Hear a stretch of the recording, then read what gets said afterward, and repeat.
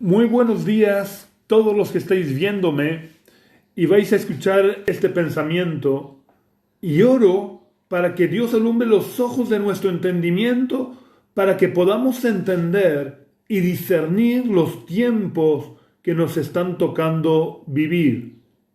En este día voy a tratar de arrojar un poco de luz acerca del arrebatamiento. Yo sé y reconozco que yo no tengo la verdad absoluta. Puedes no estar de acuerdo conmigo. Yo voy a presentarte lo que entiendo que dicen las Escrituras en cuanto al arrebatamiento. Y quiero hablar de este tema porque hay mucho desconocimiento y mucha confusión sobre este tema. Porque muchas veces mezclamos conceptos diferentes o arrastramos ideas preconcebidas por nuestro trasfondo espiritual. Lo primero que vamos a hacer es ver qué es el arrebatamiento. Porque si me estás oyendo hablar del arrebatamiento, pero no sabes lo que es el arrebatamiento, mal vamos.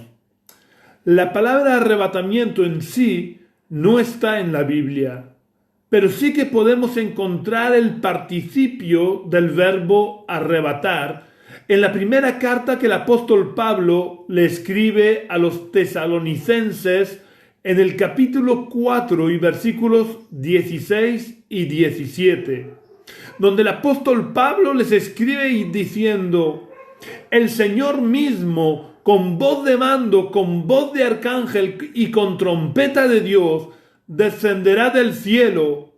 Entonces los muertos en Cristo resucitarán primero. Luego nosotros, los que vivimos, los que hayamos quedado, seremos arrebatados juntamente con ellos en las nubes para recibir al Señor en el aire, y así estaremos siempre con el Señor. También es importante, para entender lo que es el arrebatamiento, que leamos lo que el apóstol Pablo les escribió a los cristianos de la ciudad de Corinto en su primera carta, capítulo 15 y versículo 52. Pablo les dice: en un momento, en un abrir y cerrar de ojos, a la final trompeta, porque se tocará la trompeta y los muertos serán resucitados incorruptibles y nosotros seremos transformados.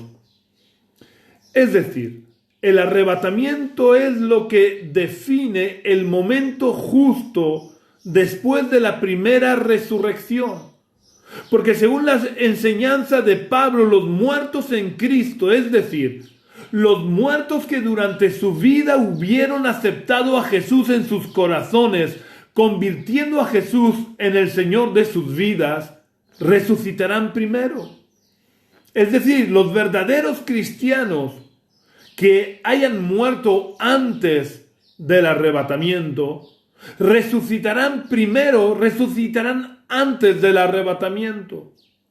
Después, los que estemos vivos, seremos transformados y subiremos junto a los cristianos resucitados para reunirnos con Cristo en las nubes.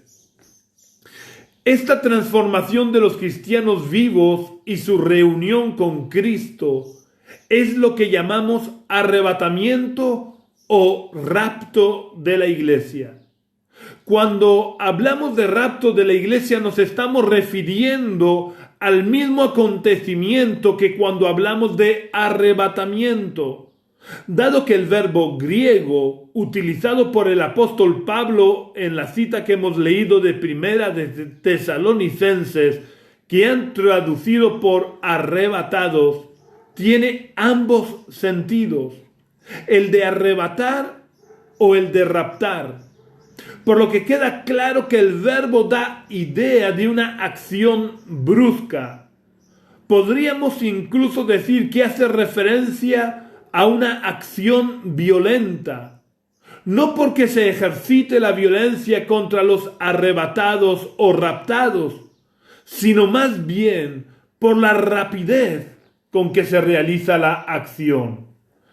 Así que, por ahora, lo que quiero subrayar y enfatizar es para que nos quede muy claro, es el orden en el que ocurren estos acontecimientos. Luego ya veremos en qué momento de la historia ocurren. En un momento dado, que ya veremos cuándo es, lo primero que ocurre es la resurrección de los cristianos muertos, que en consecuencia es llamada la primera resurrección, porque más adelante habrá otra resurrección. Una vez producida la resurrección de los cristianos muertos, en cuestión de milésimas de segundos, los cristianos vivos seremos transformados y nos reuniremos con los recién resucitados en las nubes con Cristo. Después de cierto tiempo, cuando se llegue al final definitivo de los tiempos, ocurrirá la resurrección de las demás personas para ser juzgadas y condenadas. Espero que haya quedado claro que el arrebatamiento o el rapto de la iglesia ocurre justo después de la primera resurrección. Y estoy haciendo tanto énfasis en esta cuestión porque el tener esto claro es determinante para saber cuándo ocurrirá el arrebatamiento, como veremos más adelante. Vamos a leer ahora unos versículos que no tienen mucho que ver con este tema que estoy tratando, pero considero que es importante que los leamos porque creo que nos ayudará a entender otro concepto importante para establecer la cronología correcta de los acontecimientos que podemos englobar en lo que conocemos como los últimos tiempos. Vamos a leer en la primera carta o primera epístola del apóstol Pedro, en el capítulo 4 y versículo 17, en la que el apóstol dice: es tiempo de que el juicio comience por la casa de Dios. Y si primero comienza por nosotros, ¿cuál será el fin de aquellos que no obedecen al Evangelio de Dios? El apóstol Pedro deja muy claro que el juicio de Dios comienza por su casa. Esto tenemos que asumirlo. El juicio de Dios comienza por su casa, es decir, por su iglesia.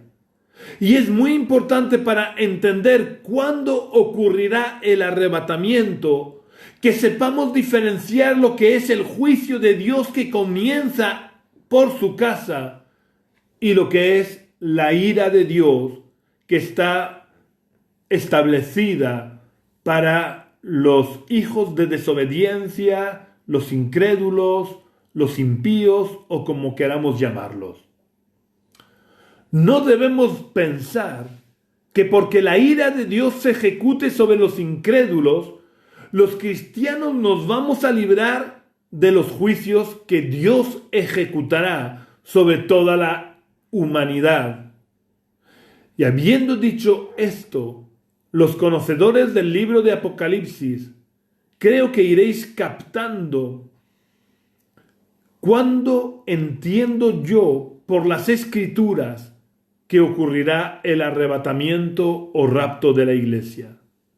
Así que vamos a ver muy por encima el orden de los acontecimientos siguiendo las enseñanzas del apóstol Juan en el libro del Apocalipsis. Primero debemos de entender que podemos dividir el libro del Apocalipsis en dos partes bien definidas. La primera parte englobaría los 3 primeros capítulos y la segunda parte englobaría el resto del libro de Apocalipsis. Algunos estudiosos del libro del Apocalipsis dicen que las 7 cartas que Jesús le dicta a Juan para las 7 iglesias de Asia en los capítulos 2 y 3 de Apocalipsis se corresponden también a toda la historia de la iglesia. desde su nacimiento hasta el final de los tiempos, dividida en 7 periodos que se corresponden a cada una de las 7 cartas. Según esta forma de interpretar estos 2 capítulos, en los que no entro si es correcta o no, pero asumiendo que fuera correcta, la iglesia del tiempo presente sería el final de la iglesia de Filadelfia e inicios de la iglesia de Laodicea. Y lo que marcaría el cambio definitivo de la iglesia de Filadelfia a la iglesia de Laodicea sería precisamente el arrebatamiento. Así que vamos a leer los versículos que dan pie a creer esto. Apocalipsis capítulo 3 versículo 10 dice: por cuanto has guardado la palabra de mi paciencia, yo también te guardaré de la hora de la prueba que ha de venir sobre el mundo entero, para probar a los que habitan sobre la tierra. Esto, para algunos que hacen una lectura superficial, les da pie a creer que la iglesia no va a pasar la gran tribulación, porque Jesús le dijo a esta iglesia: yo también te guardaré de la hora de la prueba que ha de venir sobre el mundo entero. Al hablar del mundo entero, es lo que da pie a pensar que se está refiriendo a la gran tribulación. Lo que llamamos gran tribulación será el periodo de gran sufrimiento que habrá en toda la tierra durante el tiempo del reinado o gobierno del anticristo. El sufrimiento será mucho mayor para los cristianos, porque además de estar sufriendo los juicios de Dios, tendremos que estar sufriendo una persecución como nunca la ha habido. Una persecución brutal y despiadada, con el problema añadido de que la influencia del anticristo se dejará sentir sobre toda la tierra, por lo que no habrá ningún lugar en la que los cristianos podamos vivir en paz. Entonces, en base a las palabras de Jesús dirigidas a la iglesia de Filadelfia, podemos inferir que el arrebatamiento será antes de la gran tribulación, porque Jesús dijo a esa iglesia: yo también te guardaré de la hora de la prueba que ha de venir sobre el mundo entero. La respuesta es no. No se puede hacer tal inferencia. Si leemos detenidamente, nos daremos cuenta que lo que Jesús le está diciendo a la iglesia de Filadelfia es: te guardaré. No dice te libraré. Guardar y librar son 2 verbos muy diferentes que significan cosas diferentes.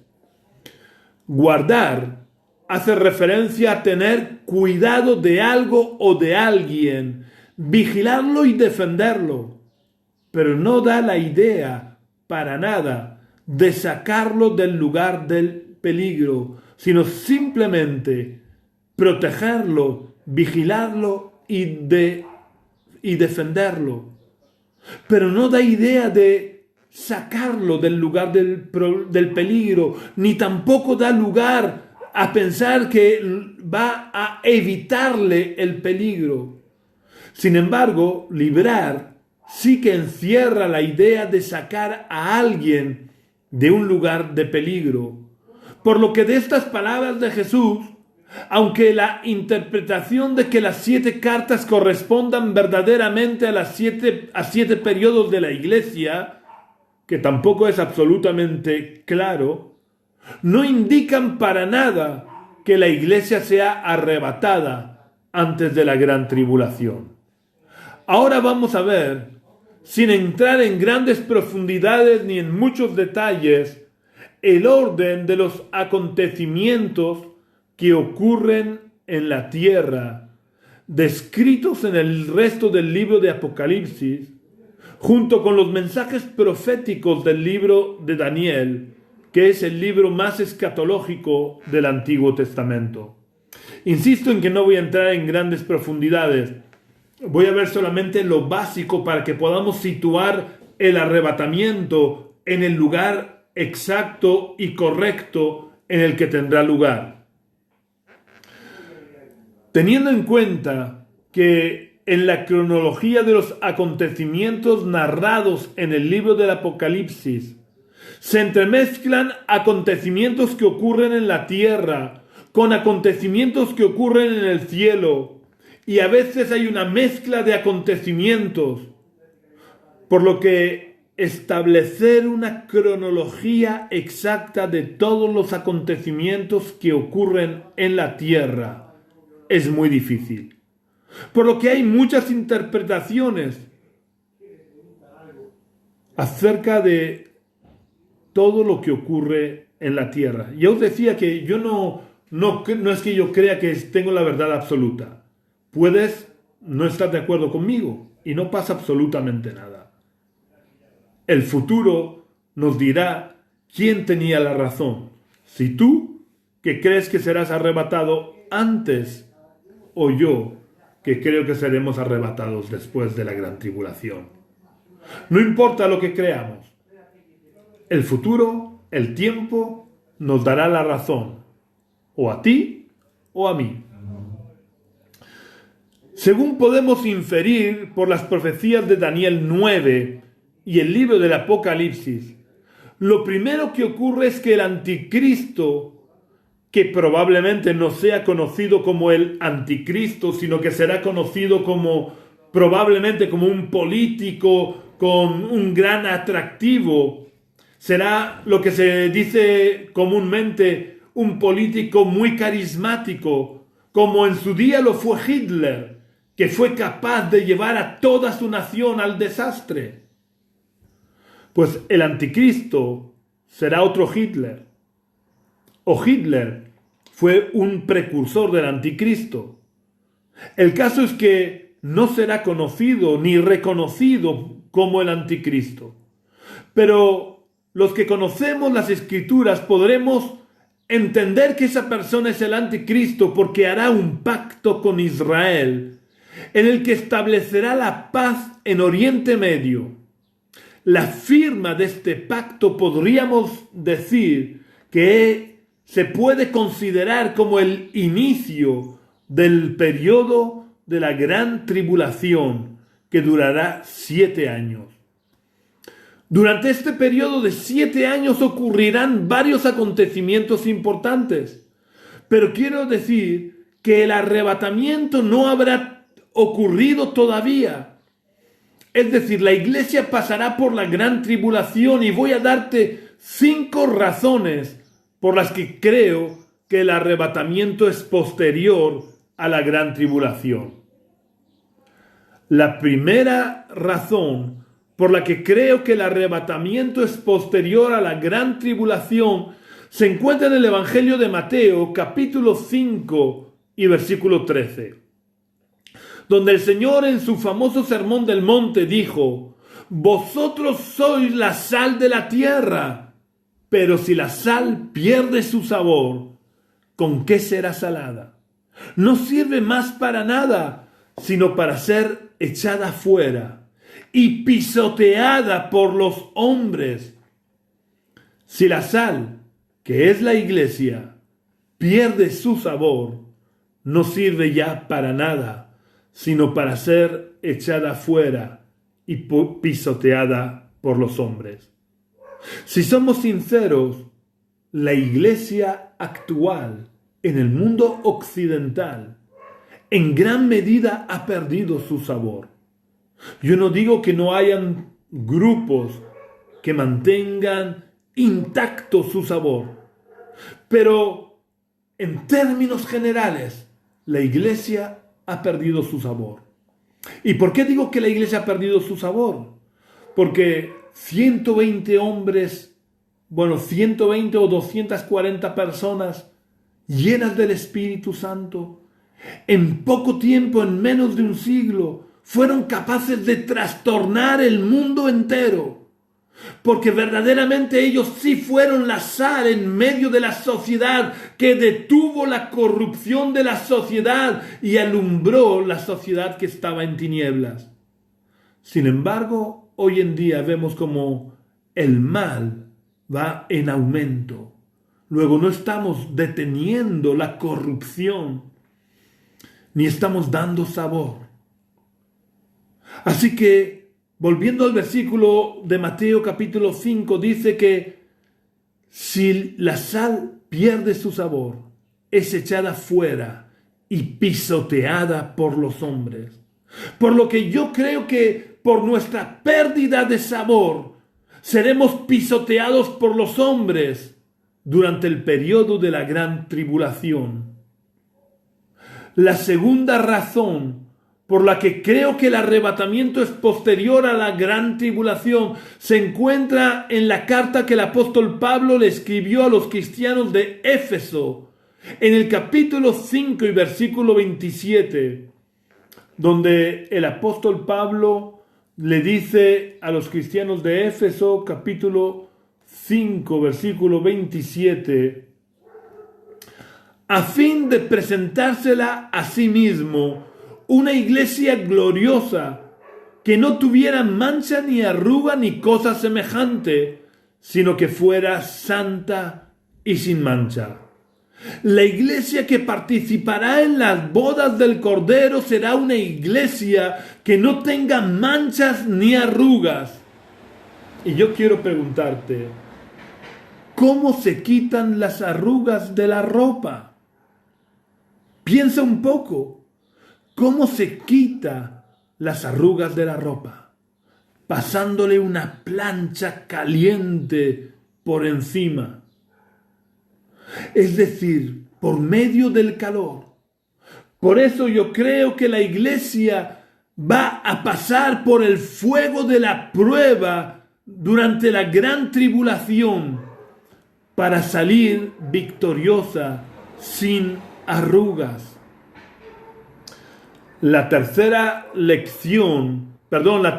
razón por la que creo que el arrebatamiento es posterior a la gran tribulación es porque durante el periodo de la gran tribulación Jesús abrirá los 7 sellos y después de abrir los 7 sellos, que son juicios de Dios, hará que se toquen 7 trompetas, que también cada trompeta es un juicio de Dios. Insisto, tanto los sellos como las trompetas no forman parte de la ira de Dios, sino que son el juicio de Dios sobre la tierra.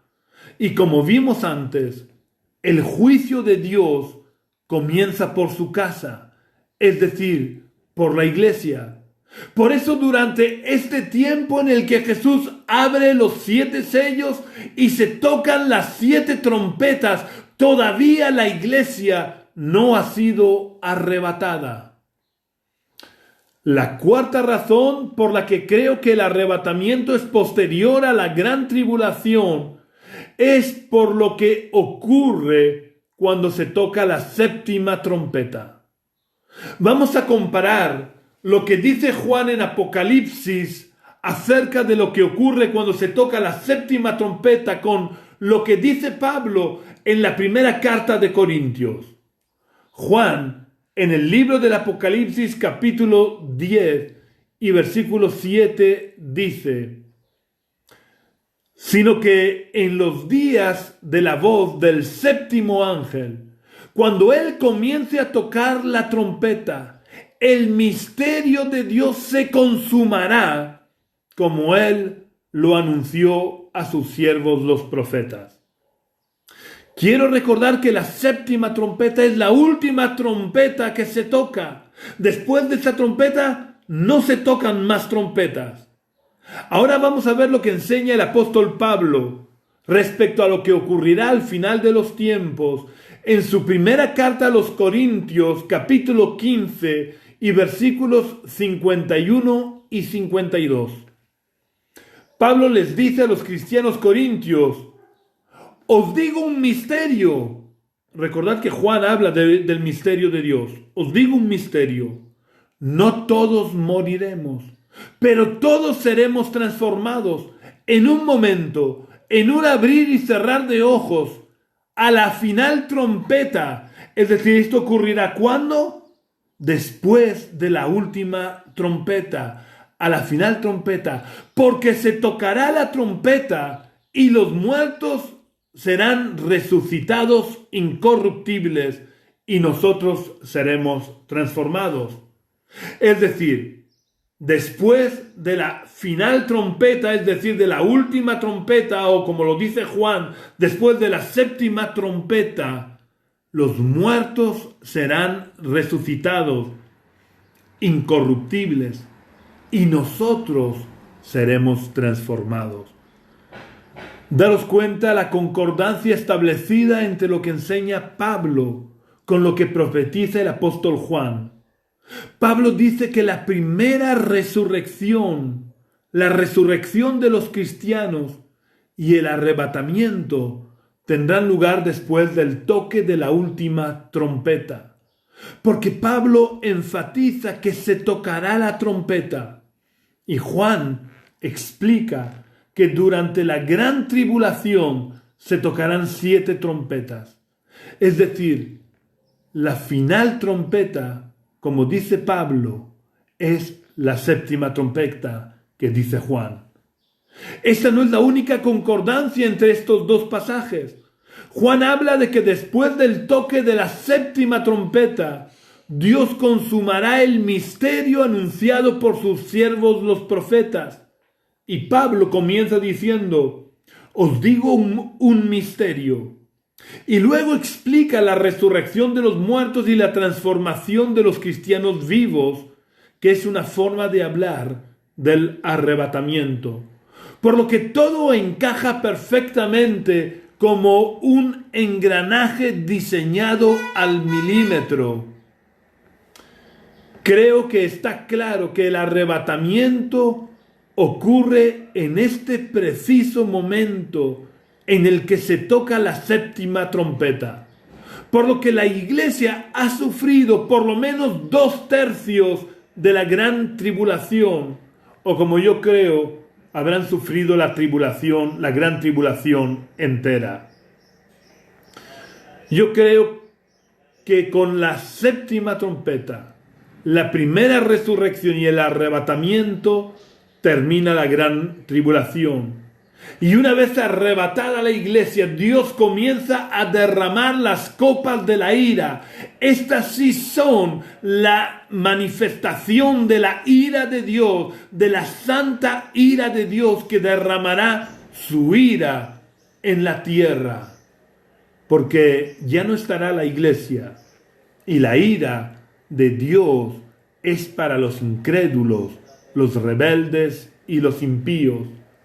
Este derramamiento de las copas de la ira dura un tiempo indeterminado que no viene especificado en la Biblia, aunque creo que será un tiempo relativamente breve, porque Dios irá derramando las 7 copas de la ira una tras otra, sin descanso, sin dar reposo a la tierra, algo parecido a lo que le ocurrió a Job, que fueron sus siervos uno tras otro anunciándoles la destrucción, lo negativo, lo que les estaba ocurriendo. Lo que ocurre después del derramamiento de las 7 copas de la ira en este tiempo indeterminado, no lo vamos a ver para no alargarme demasiado, porque aún me queda la última prueba de que la iglesia pasa la gran tribulación. Por lo que el arrebatamiento es posterior a la gran tribulación. Y creo que esta última prueba la he dejado para el final porque creo que es determinante y que no deja lugar a dudas.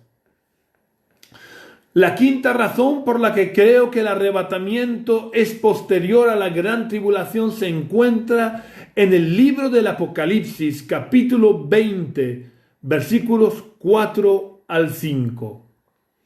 En Apocalipsis capítulo 20, versículos 4 y 5, el apóstol Juan dice: vi tronos y se sentaron sobre ellos los que recibieron facultad de juzgar.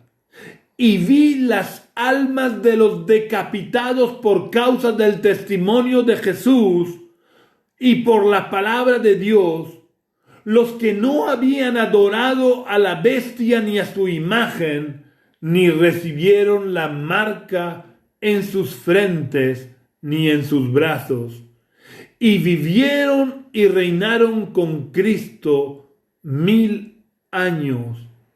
Pero los otros muertos no volvieron a vivir hasta que se cumplieron 1000 años.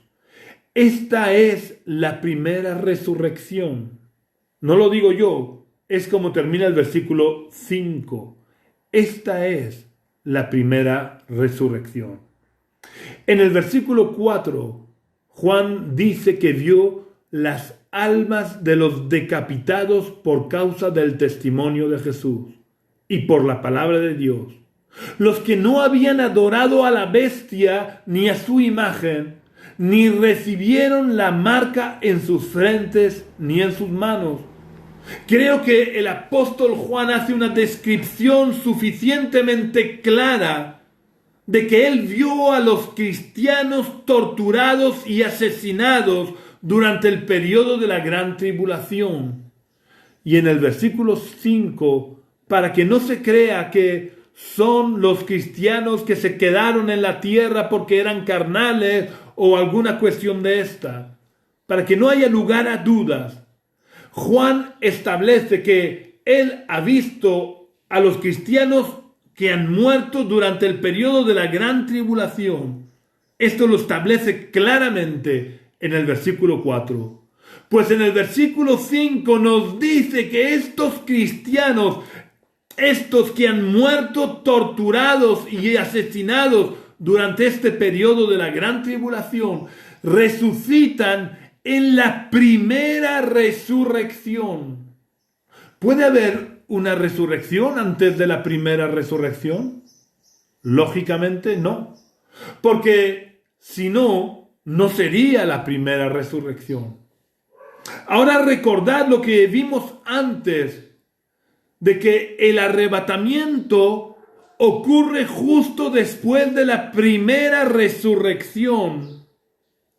Luego, si Juan vio a los cristianos muertos durante el periodo de la gran tribulación, que resucitaban en la primera resurrección, el arrebatamiento necesariamente tiene que ocurrir después de la gran tribulación, porque los que resucitan en la primera resurrección han muerto durante la gran tribulación, y el arrebatamiento ocurre después de esta primera resurrección. Que Dios nos ayude a prepararnos a buscar a Dios para que su gracia sea suficiente en nuestras vidas para soportar y permanecer firmes y fieles hasta el final. Que Dios os bendiga grandemente. Hasta mañana, si Dios quiere, en el que hablaré de la Nueva Jerusalén.